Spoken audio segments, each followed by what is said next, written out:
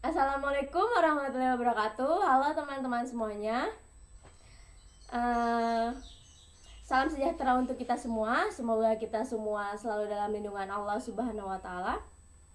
Apalagi di kondisi pandemi saat ini, semoga untuk kita semua selalu stay healthy, stay safety dan selalu mematuhi protokol kesehatan ya. Nah, pada kesempatan kali ini kita akan mempelajari atau menjelaskan tentang teori-teori kriminologi. Nah, seperti yang kita ketahui, kejahatan di era saat ini sangat merajalela. Apalagi di Indonesia. Di Indonesia sendiri kejahatan itu sangat banyak, mulai dari pencurian, penganiayaan, pemerkosaan, pembunuhan, penipuan sampai korupsi. Nah, oleh sebab itu, kita sebagai masyarakat yang peka terhadap lingkungan sekitar kita, kita harus mempelajari, kita harus mengetahui apa sih sebagai kejahatan itu. Kita harus mengetahui tentang perilaku kejahatan itu seperti apa. Nah, oleh karena itu, kita harus mempelajari tentang teori-teori kriminologi ini. Sebelum kita mempelajarinya, saya ingin memperkenalkan diri saya dan rekan saya dulu. Perkenalkan, nama saya Dwi Setianingrum, NIM 489, dan rekan saya Kumaladia Erwianto Putri, NIM 495. Kami dari kelas H, Fakultas Hukum, Universitas Muhammadiyah Malang.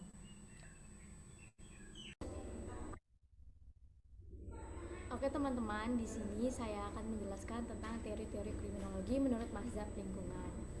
Nah, untuk dapat kita ketahui bahwa dalam mempelajari kriminologi, dengan adanya beberapa teori yang dipergunakan untuk menganalisis permasalahan-permasalahan yang berkaitan dengan kejahatan.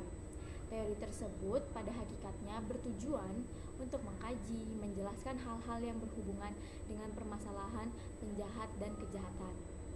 Nah, sebelum saya membahas tentang teori-teori kriminologi, ada baiknya kita tahu dulu apa sih sebenarnya pengertian dari kriminologi itu. Nah, jadi pengertian kriminologi secara etimologi, kriminologi itu berasal dari kata crime dan logos. Crime itu berarti kejahatan dan logos itu berarti ilmu pengetahuan. Kriminologi dapat diartikan sebagai ilmu pengetahuan yang mempelajari tentang kejahatan, atau juga bisa disebut kriminologi adalah seperangkat pengetahuan yang mempelajari kejahatan sebagai fenomena sosial, termaksud dalamnya proses pembuatan undang-undang, pelanggaran undang-undang, dan reaksi terhadap pelanggaran undang-undang tersebut. Atau juga suatu ilmu yang menggunakan metode ilmiah dalam mempelajari dan menganalisis tentang keteraturan, keseragaman, pola-pola, dan faktor sebab mushab yang berhubungan dengan kejahatan dan penjahat, serta reaksi sosial terhadap keduanya. Nah, setelah kita mengetahui tentang pengertian kriminologi, kita juga harus tahu tentang pengertian dari kejahatan, karena kriminologi itu mempelajari tentang kejahatan. Kejahatan sendiri ini diartikan dalam 3 arti. Seperti yang kalian lihat di samping saya ini, pengertian kejahatan itu dibagi menjadi 3, yaitu arti kriminologis, yuridis, dan sosiologis. Nah, yang pertama itu kejahatan dalam arti kriminologis. Pengertian menurut tata bahasa adalah perbuatan atau tindakan yang jahat seperti yang lazim orang ketahui atau orang dengar. Perbuatan jahat itu adalah pembunuhan, pencurian, penipuan, penculikan, dan lain-lain yang dilakukan oleh manusia. Sedangkan dalam KUHP tidak disebutkan secara jelas, tetapi kejahatan itu diatur dalam pasal 104 sampai dengan pasal 488 KUHP. Jadi menurut arti kriminologis itu, kejahatan itu dia itu suatu perbuatan yang dilakukan oleh manusia, seperti pembunuhan, penculikan, penipuan, dan lain-lain. Yang kedua yaitu perbuatan kejahatan dalam arti yuridis, yaitu pandangan yuridis adalah suatu tindakan atau perbuatan yang dilarang dan dapat dijatuhi hukuman atau perbuatan atas tindakan jadi itu perbuatan itu diatur oleh undang-undang. Pandangan itu lahir dari suatu teori yang menyatakan bahwa setiap anggota masyarakat adalah makhluk yang mempunyai kehidupan yang bebas. Jadi itu menurut arti yuridis itu, setiap orang yang melakukan kejahatan itu dia akan dijatuhi hukuman sesuai perbuatannya yang telah diatur dalam undang-undang. Dan yang ketiga itu kejahatan dalam arti sosiologis. Menurut Toko Santoso bahwa secara sosiologis kejahatan merupakan suatu perilaku manusia yang diciptakan oleh masyarakat. Walaupun masyarakat memiliki berbagai macam perilaku yang berbeda-beda, akan tetapi ada di dalamnya bagian-bagian tertentu yang memiliki pola yang sama. Jadi menurut Toko Santoso ini kejahatan itu tuh dia itu ada karena diri orang itu sendiri, diciptakan oleh masyarakat itu sendiri. Seperti itulah pengertian dari kejahatan menurut 3 arti. Selanjutnya setelah kita mengetahui tentang pengertian kriminologi, pengertian kejahatan, kita juga harus mengetahui apa sih sebenarnya tujuan kita itu mempelajari kriminologi. Nah, tujuan kita yang pertama untuk mempelajari kriminologi itu kita tuh mempelajari kejahatan dari berbagai aspek, sehingga diharapkan kita dapat memperoleh pemahaman mengenai fenomena kejahatan dengan lebih baik. Jadi dengan kita mempelajari kriminologi itu kita jadi tahu gitu di sekitar kita itu kita bisa peka terhadap kejahatan di sekitar kita, jadi kita bisa antisipasi. Dan yang kedua itu memperoleh pemahaman terhadap masalah hukum pada umumnya dengan semakin maraknya pemikiran kritis dalam mempelajari proses pembuatan undang-undang maupun bekerjanya hukum. Nah, oke teman-teman, setelah kita mengetahui tentang semua pengertian dari kriminologi, kejahatan, dan tujuan kita mempelajarinya, sekarang kita masuk ke dalam mazhab. Di sini yang saya akan pertama kali menjelaskan tentang mazhab positif.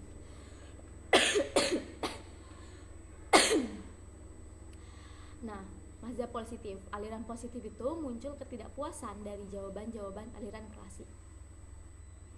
Aliran yang berusaha menjelaskan mengapa seorang itu bisa bertindak jahat. Aliran ini bertolak pada pandangan bahwa perilaku manusia itu ditentukan faktor-faktor di luar kontrolnya, baik yang merupakan faktor biologi maupun kultural. Ini berarti manusia bukan makhluk yang bebas untuk untuk berbuat menurut dorongan keinginan, tetapi dibatasi oleh seperangkat biologi dan situasi kulturnya.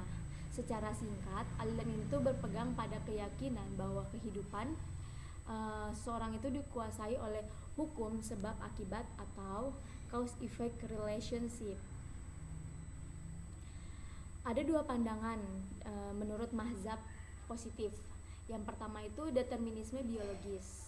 Teori-teori yang masuk aliran ini tuh mendasarkan pemikiran bahwa perilaku manusia itu sepenuhnya tergantung pada pengaruh biologis yang ada dalam dirinya. Jadi menurut determinisme biologis itu, seorang itu melakukan sesuatu itu tergantung pada dirinya sendiri, tergantung pada biologis dalam dirinya sendiri. Dan yang kedua itu determinisme kultural. Teori-teori yang masuk dalam aliran ini mendasarkan pemikiran mereka pada pengaruh sosial, budaya, dan lingkungan di mana seseorang itu hidup. Jadi itu menurut determinisme kultural itu, seorang itu melakukan sesuatu itu tuh tergantung pengaruh sosial, pengaruh lingkungannya, atau pengaruh budaya yang ada di sekitarnya. Itulah penjelasan mazhab positif. Selanjutnya saya akan menjelaskan tentang mazhab lingkungan atau mazhab Prancis. Nah, mazhab ini tuh dikemukakan oleh 2 tokoh. Yang pertama itu Lassagne.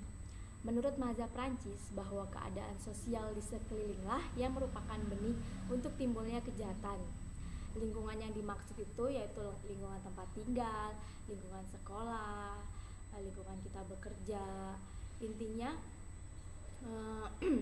kejahatan itu tuh timbul karena lingkungan kita sendiri. Yang kedua yaitu menurut Gabriel Tart, kejahatan itu sebagai gejala sosiologis yang dikuasai oleh adanya peniruan. Jadi seseorang itu melakukan kejahatan itu karena adanya peniruan. Misalnya di daerah kita atau di rumah kita, di lingkungan rumah kita itu seseorang itu melakukan kejahatan dan orang itu mendapatkan hasil dari kejahatannya tersebut, tapi orang lain tidak mengetahui dan kita mengetahuinya, dan karena kita ingin kayak seperti dia dan akhirnya kita menirunya. Itulah salah satu contoh menurut teori Gabriel Tart ini. Selanjutnya, setelah kita mempelajari semua tentang mahzab-mahzab, pengertian kriminologi, pengertian dari kejahatan, nah sekarang kita masuk ke pembahasan utama kita, yaitu tentang teori-teori kriminologi. Nah, kita masuk kepada teori yang pertama, yaitu teori asosiasi diferensial. Teori asosiasi diferensial atau differential association theory terdapat dua versi. Pada versi yang pertama, Sutherland itu pada bukunya Principles edisi ketiga memfokuskan pada konflik budaya dan disorganisasi sosial serta asosiasi diferensial. Pengertian asosiasi diferensial ini oleh Sutherland dimaksud bahwa tidak berarti hanya kelompok pergaulan dengan penjahat akan menyebabkan perilaku kriminal, tetapi yang terpenting itu ada dua sisi dari proses komunikasi dengan orang lain. Munculnya teori asosiasi diferensial ini didasarkan pada tiga hal. Yang pertama itu, setiap orang itu akan menerima dan mengikuti pola-pola perilaku yang dapat dilaksanakan. Yang kedua itu, kegagalan untuk mengikuti pola tingkah laku menimbulkan inkonsistensi dan ketidakharmonisan. Yang ketiga itu, konflik budaya atau conflict of culture merupakan prinsip dasar dalam menjelaskan kejahatan. Sedangkan menurut versi keduanya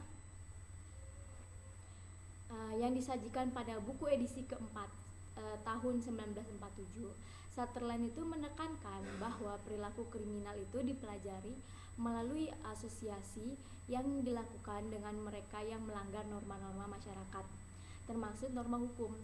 Proses mempelajari tadi itu meliputi tidak hanya teknik kejahatan sesungguhnya, namun juga motif, dorongan, sikap, dan rasionalisasi yang nyaman, yang memuaskan bagi dilakukannya perbuatan antisosial ini. Nah, dalam versi yang kedua ini, proses terjadinya perilaku kejahatan tuh saya kan menjelaskan 6. Sebenarnya ada 9, tetapi di sini saya hanya menjelaskan yang 6 yang sering terjadi. Yang pertamanya itu perilaku jahat itu dapat dipelajari. Nah, jadi tuh bahwa tuh seseorang itu dapat melihat, memperhatikan, bahkan dapat meniru kejahatan itu dari hasil peniruan. Seperti yang pertama ini seperti pada yang saya jelaskan tadi, menurut Gabriel Tart, karena kejahatan itu timbul dari hasil dari peniruan. Nah, inilah perilaku jahat itu dapat dipelajari dan dapat ditiru. Dan yang kedua itu dipelajari dalam suatu proses interaksi. Nah, pada saat teori ini muncul, mungkin itu dalam mempelajari kejahatan itu harus dengan interaksi. Tetapi dengan semakin dekatnya kita terhadap kemajuan teknologi, kita tidak memerlukan interaksi. Kita bisa mempelajari, atau orang-orang yang melakukan kejahatan itu bisa mempelajari kejahatan itu melalui media sosial, melalui televisi, intinya melalui kemajuan teknologi yang sekarang ini. Yang ketiga itu dari pergaulan yang akrab.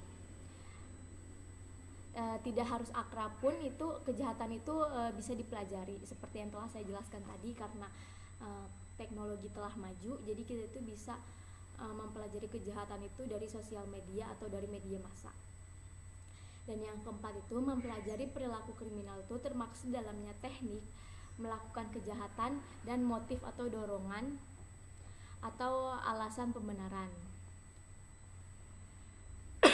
Yang kelima itu berperilaku delinquent atau berperilaku menyimpang karena lebih banyak berhubungan dengan pola-pola tingkah laku jahat daripada yang baik atau yang tidak.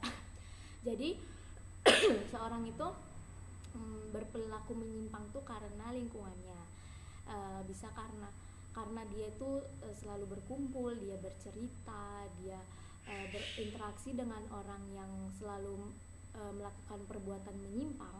Jadi dia tuh sampai seterusnya melakukan perbuatan menyimpang juga. Yang keenam itu asosiasi diferensial ini bervariasi tergantung dari frekuensi, durasi, prioritas, dan interaksi. Nah, menurut asosiasi diferensial, tingkah laku jahat itu dipelajari dalam kelompok melalui interaksi dan komunikasi. Yang dipelajari dalam kelompok tersebut adalah teknik untuk melakukan kejahatan dan alasan, nilai-nilai, motif, rasionalisasi, dan tingkah laku yang mendukung perbuatan jahat tersebut. Nah, jadi itu bagaimana cara dan motif yang dipelajari itu tergantung frekuensi mereka berhubungan. Nah, asosiasi diferensial ini bisa dimulai dari sejak kita anak-anak sampai berlangsungnya kapan keinginan kita untuk melakukan kejahatan ini. Jika kita inginnya sampai kita nanti meninggal, ya maka kejahatan itu akan dilakukan sampai kita meninggal. Tapi jika kita ingin sampai sekarang atau cukup sampai sekarang saja, ya maka bisa diakhiri untuk sekarang. Itulah penjelasan dari teori asosiasi diferensial. Selanjutnya yaitu teori tegang atau strand theory.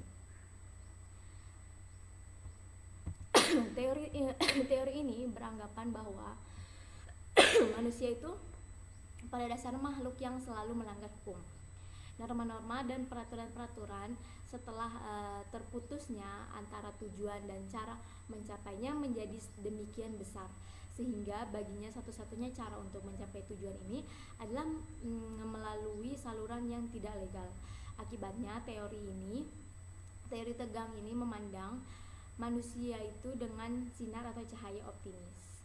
Dengan kata lain, manusia itu pada dasarnya baik, karena kondisi sosial lah yang menciptakan tekanan atau stres, ketegangan, dan akhirnya terjadilah kejahatan. Misalnya dalam suatu keluarga hanya ayahnya saja yang bekerja, dan kondisi gaji ayahnya itu pas-pasan dengan dia harus membiayai anaknya sekolah, membiayai ekonomi keluarganya, membiayai semuanya di keluarganya dia sebagai tulang punggung. Sedangkan gaji dia itu tidak cukup karena dia stres, karena tekanan dari banyaknya masalah-masalahnya. Akhirnya dia melakukan kejahatan, entah dia melakukan korupsi atau dia melakukan pencurian.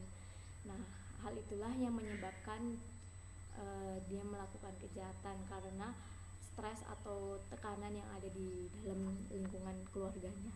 Seperti itu. Itulah tadi yang dapat saya jelaskan.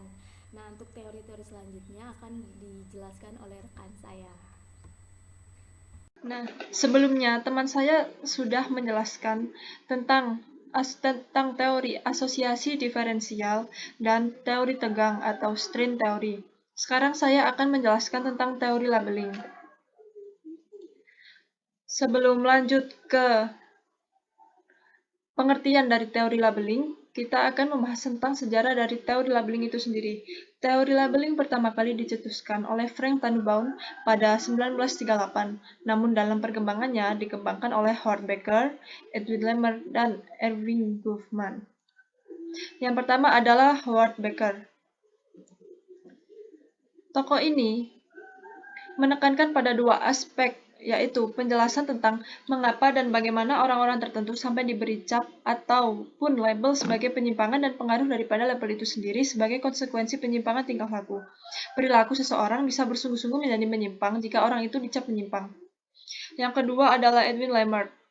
Tokoh ini membedakan penyimpangan menjadi 3 kategori, yaitu yang pertama, individual deviation, di mana timbulnya penyimpangan diakibatkan oleh tekanan psikis dari dalam. Yang kedua, situational deviation, sebagai hasil stres atau tekanan dari keadaan.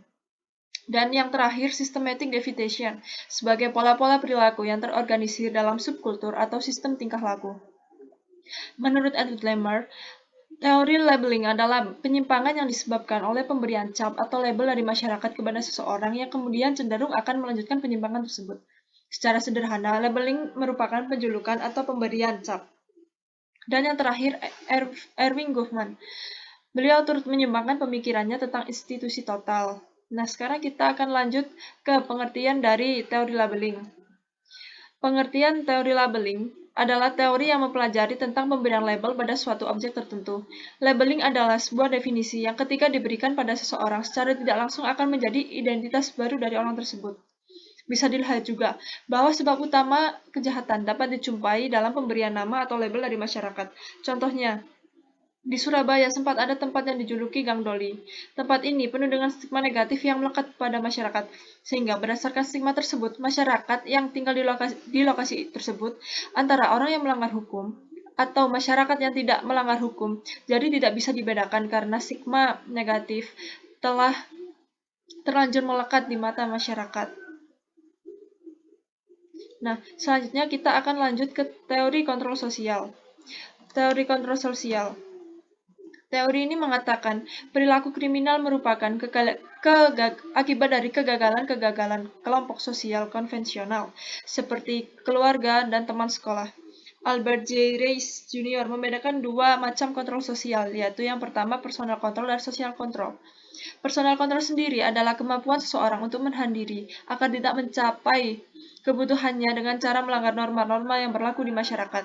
Sedangkan social control adalah kemampuan kelompok sosial atau lembaga di masyarakat untuk melaksanakan norma atau peraturan menjadi lebih efektif. Terdapat 4 unsur kunci dalam teori kontrol sosial. Yang pertama adalah kasih sayang atau attachment. Kasih sayang atau attachment adalah kemampuan manusia untuk melibatkan dirinya terhadap orang lain. Kalau attachment ini sudah terbentuk, maka orang tersebut akan peka terhadap pikiran, perasaan, dan kehendak orang lain. Kaitan attachment dengan penyimpangan adalah sejauh mana orang tersebut peka terhadap pikiran, perasaan, dan kehendak orang lain. Orang tersebut tidak akan dapat dengan bebas melakukan penyimpangan. Attachment sering diartikan secara bebas dengan keterikatan. Ikatan pertama yaitu keterikatan dengan orang tua atau keluarga, yang kedua keterikatan dengan sekolah, guru, dan teman-teman sebayanya. Yang kedua adalah komitmen. Keterikatan seseorang pada subsistem konvensional seperti sekolah, pekerjaan, organisasi, dan sebagainya. Komitmen merupakan aspek rasional yang ada di dalam ikatan sosial. Segala kegiatan yang dilakukan seseorang seperti sekolah, bekerja, dan kegiatan dalam organisasi akan mendatangkan manfaat bagi orang tersebut. Manfaat tersebut dapat berupa harta, benda, reputasi, masa depan, dan sebagainya. Yang ketiga adalah involvement atau keterlibatan, merupakan aktivitas seseorang dalam subsistem. Jika seseorang berperan aktif dalam organisasi, maka kecil kecenderungannya untuk melakukan penyimpangan. Logika pengertian ini adalah bila orang aktif di segala kegiatan, maka ia akan menghabiskan waktu dan tenaganya dalam kegiatan tersebut, sehingga ia tidak sempat lagi memikirkan hal-hal yang bertentangan dengan hukum. Dengan demikian, segala aktivitas yang dapat memberikan manfaat akan mencegah orang itu melakukan perbuatan yang bertentangan dengan hukum. Dan yang terakhir adalah kepercayaan atau belief, merupakan aspek moral yang terdapat dalam ikatan sosial dan tentunya berbeda dengan ketiga aspek sebelumnya. Belief merupakan kepercayaan seseorang pada nilai-nilai moral yang ada. Kepercayaan seseorang terhadap norma-norma yang ada menimbulkan kepatuhan terhadap norma tersebut.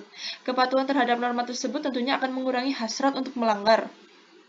Tetapi, bila orang tidak mematuhi norma-norma, maka lebih besar kemungkinannya melakukan pelanggaran. Dan selanjutnya adalah teori yang terakhir, yaitu teori anomi. Teori anomi ini pertama kali diperkenalkan oleh Emil Durkheim yang diartikan sebagai suatu keadaan tanpa norma.